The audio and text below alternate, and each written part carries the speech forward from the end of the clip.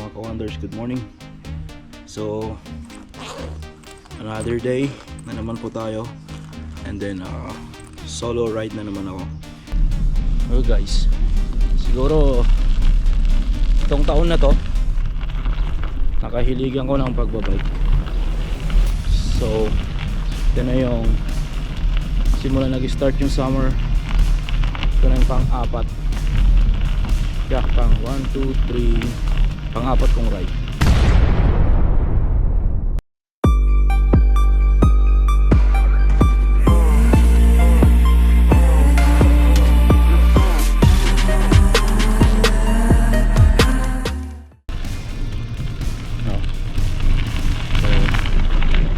Subukan ko kasing magpapayat eh.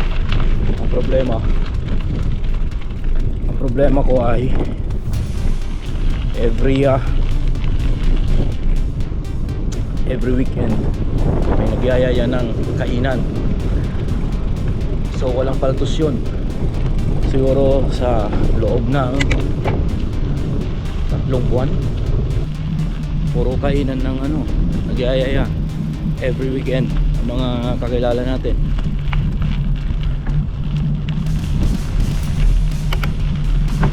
Tapos syempre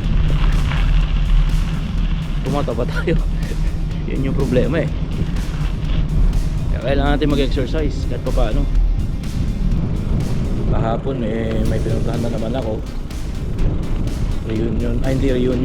Despedida ng isang kamag-anak, pauwi ng Pilipinas. Tapos ngayon naman house blessing ng isa sa kasama natin na nagra-ride. Kaya karamihan ng mga kasama ko hindi nag-ride ngayon kasi sabi nila may gagawin sila kasi hindi nila magagawa mamayang hapon. Gawa ng may event nga kami mamayang hapon, house blessing. Eh ako naman, sabi ko sa asawa ko, kahit mga 2 oras lang ako kasi ayaw ko mawala sa momentum, no? So ayun. So naisip ko lang ngayon ang ruta ko kasi ang ruta ko naman ngayon is papunta ako sa bahay ng magulang ko. Gisingin ko yung mga kapatid ko doon. Tapos pabalik lang ng bahay. Yun, okay na yun, malayo-layo na yun. Kasi na rin to eh, maganda rin magbike papunta sa kanila kasi gilid din ng river halos,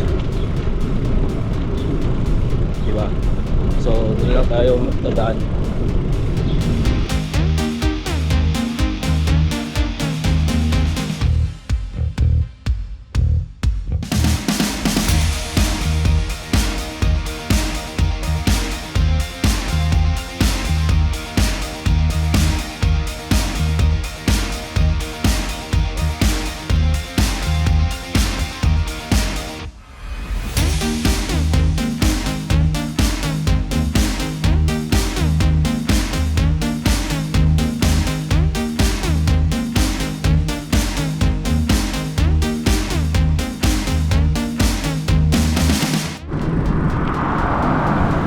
Guys, sa ibang lugar naman ako dumaan ngayon.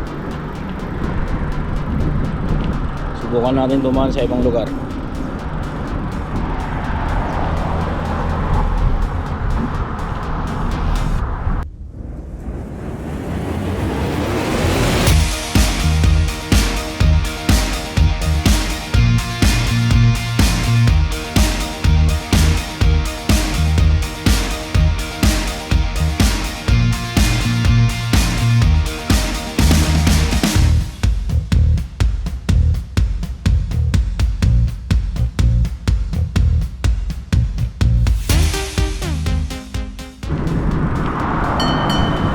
Sa ibang lugar naman ako dumaan ngayon.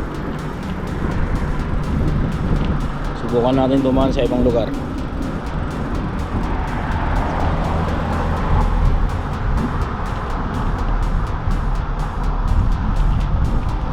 Tayo sa parang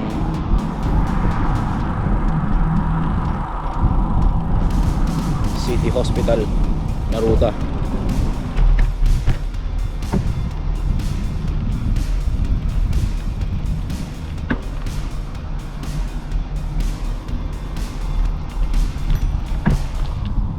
Ito yata yung tinatawag nilang City Park.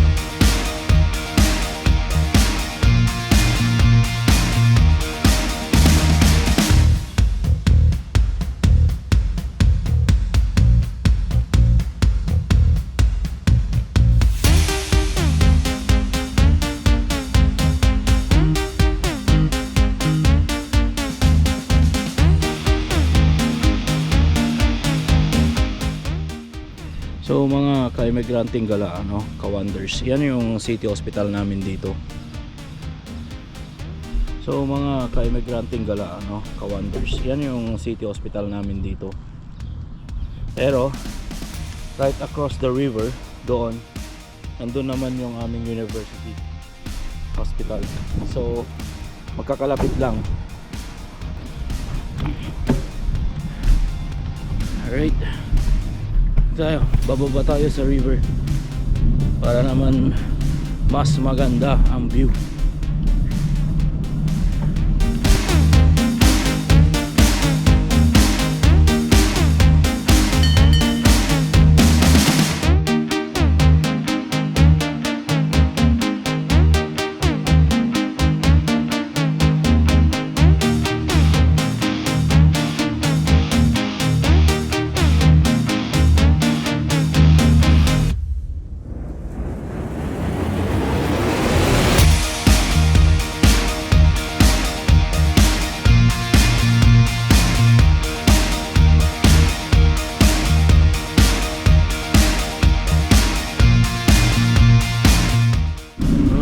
Guys, grabe, ang tahimik ngayong linggo na to.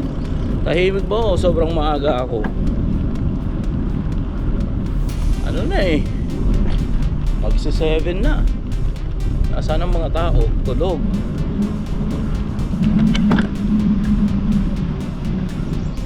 Right? Oh, ito muna kayo. Alright.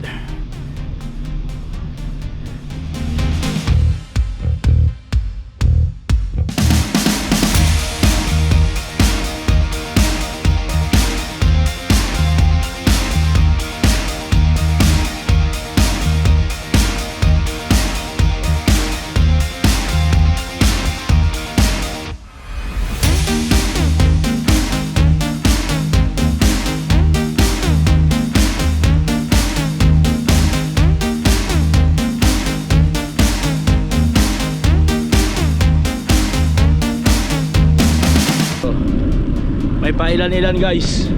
Oop, ito yung kantuhan na ginagawa eh. Medyo break to, kundi step lang tayo dito. Oop. Oops. Last time sa part na yon, lang niya bike kami, bilis namin, tapos may kasalubong. But hindi ako yung kasunod ko. Buti nakapreno. Right. Right. Another pato. Sarap yan sa ano ah. Okay. Oh, ito na mga akyatan dito.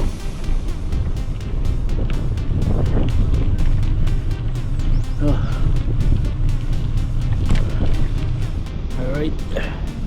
Kaya adjust tayo ng gear. Taas ng konti. Grabe oh. Tulog yata yung mga tao eh. So mga ka-wonders, wala talaga nagising sa mga kasama. Mga pagod siguro sila. So 7 AM na. Morning. ako'y pakaangkaang dito sa downtown Saskatoon.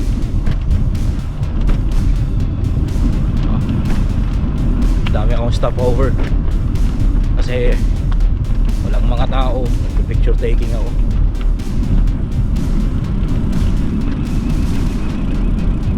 Ayaw kong mag-trail kung mag-isa lang ako. Gusto ko sightseeing lang.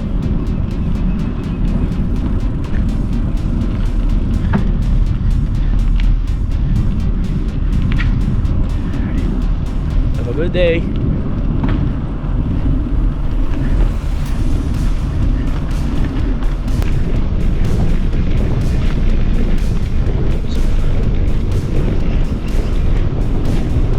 Woo, sarap. Rapsa. Yeah. Usually kasi ginagawa namin ride namin Sunday. Ang mga tropa may work. May work sila till Saturday. So yung iba nag-overtime, mga pagod. Kaya siguro hindi sila nakapag-bike ngayon. Anyways, gawa natin ng paraan yan para makapag-exercise tayo. At least tayo lang, diba? Okay na yun. Okay lang yun. Morning. So we're about to pass or reach yung third bridge ng Saskatoon. Doon sa side na yon, to my on my left,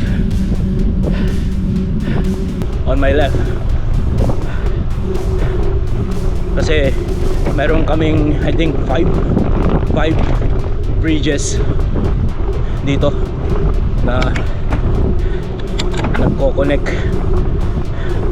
ng mga, siyempre, mga lugar-lugar. Morning. So yun, dami na nagbabike.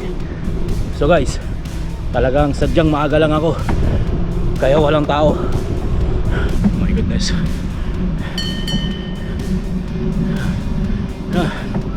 Kaya pa yan. More. Push more.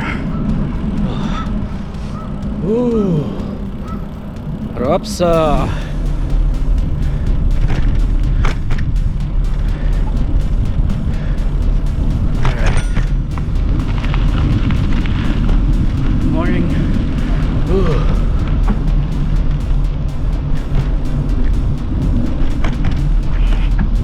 Alright, tayo ulit. Ahon. Ayan. Op, ahon tayo o bababa. Dito tayo sa baba. Kasi nung mga nakaraan, dito tayo sa taas lagi. Tingnan naman natin dito sa baba. So ito yung pangatlong bridge. Ito yun. Lusong.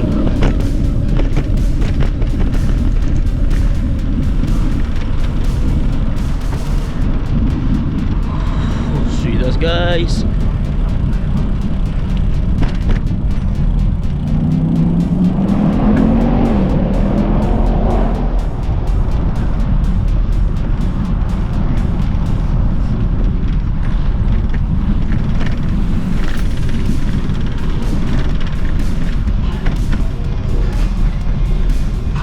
Morning ka.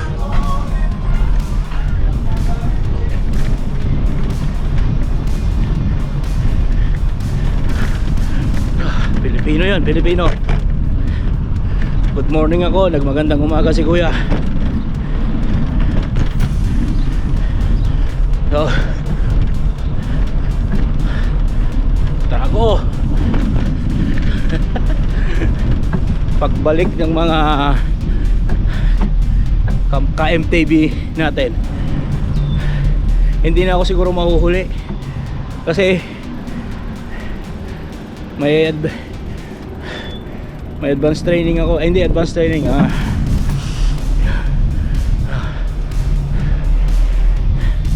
nag-ano ako nag-extra training ako kasi lagi ako nahuhuli. sila, condition ng mga katawan nila. Tayo, tingin ko hindi. Ganun pa man, eto na, sayang di ako nakapagdala ng bola. Walang naglalaro sa court.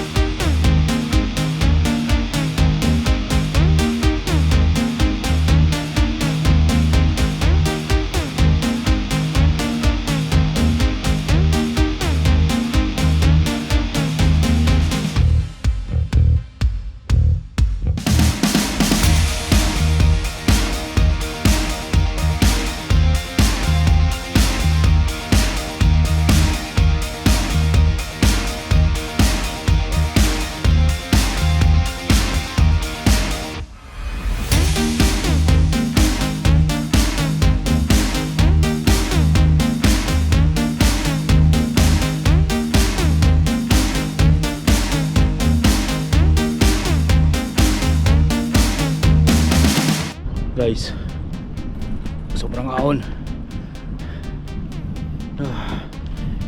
From where I am, siguro 10-15 minutes bike, no, doon ako sa bahay ng parents ko. Doon ako makikikape. Okay. Tapos balik na ako, pabalik na ng bahay. So I think okay na yun na exercise natin ngayong araw na to. Pero kailangan balance. May exercise na tayo, kailangan yung food din, mag-diet tayo, balance diet. Ang problema, mahirap kung maraming nagyayaya, maraming pagkain, napakahirap iwasan. Pero syempre, kung may disiplina ka talaga sa pagkain, hindi mahirap yon. Sitwasyon natin, mahilig tayong kumain so medyo mahirap, pero sige, itatry natin. Alright,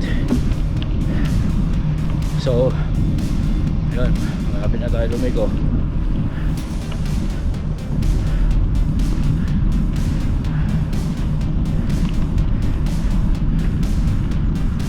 Alright, dito na tayo lugo para mas malapit. Bikeway, medyo akyatan to, adjust tayo ng gear.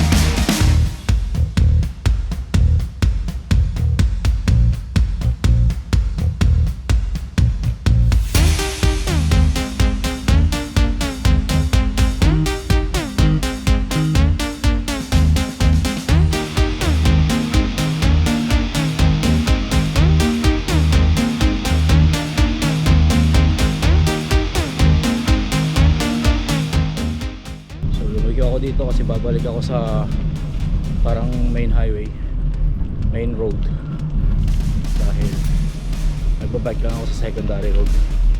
So shortcut na ako kasi malayo-layo pa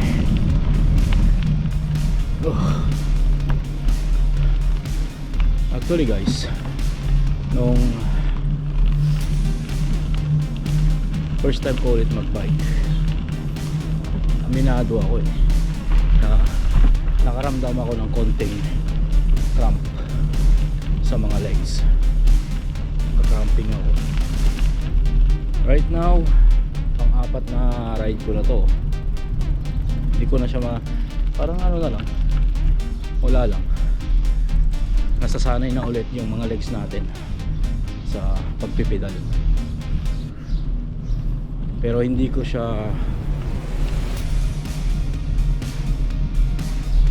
sports ang pagbibisikleta eh. Basketball talaga ang sports ko ever since. Pero since nagkakaedad na tayo, ito na ngayon, pagbibisikleta lang nakakahilig ako. Nagpo-basketball pa rin, pero shoot na lang, hanggang dun na lang. Hindi na natin kaya sumabay sa mga bata. Ito is for ano na lang din for the benefit ng ating health. Kaya ginagawa ko. Pero kung tutusin, tamad ako mag-exercise.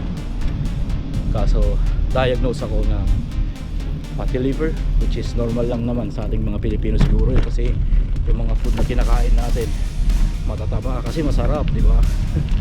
Pero siguro kung at least mag-exercise man tayo, mag-burn yung mga fats na yan, di ba? Tsaka syempre sugar, yun yung matatamis, matataba, yan yung mga hilig ko, sarap niyan. Sinusubukan ko naman i-try na iwasan. So minsan hinahanap talaga ng panlasa So guys, malapit na ako sa bahay ng parents ko. Ayan na, ang pinakadulong bahay na yan. Okay, makikape tayo kung may kape sila. Pag wala, okay lang, tubig na lang. Uy, saan ka? Tingin ka sa bintana mo. Bakit? Tingin ka sa bintana mo. Saan ka? Nasa taas. Tingin ka nga sa bintana mo.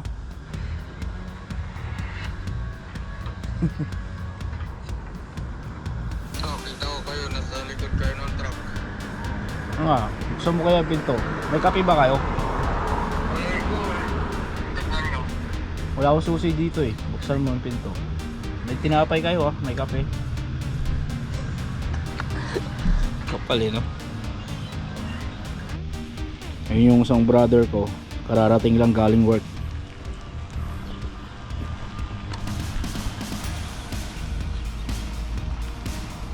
Ayan ko magbike ko. Ayan ko magbike para may kasama ako, hindi lang ako. Ako ng kape.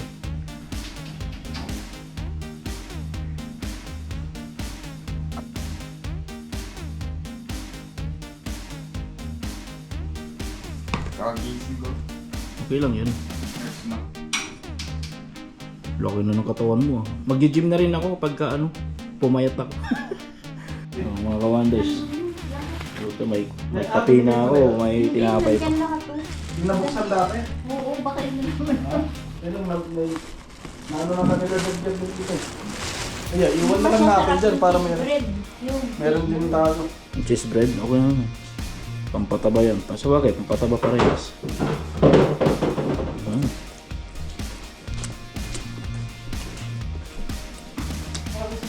Oh, ito yung pampapayat mo. Hindi ko pambabayad yan. Yung paggutom, yung binabaan ko lagi instead na mag-rice ako. Ayan, oo, tama. So mga ka-wonders, 8 AM na pabalik na ako sa aming bahay.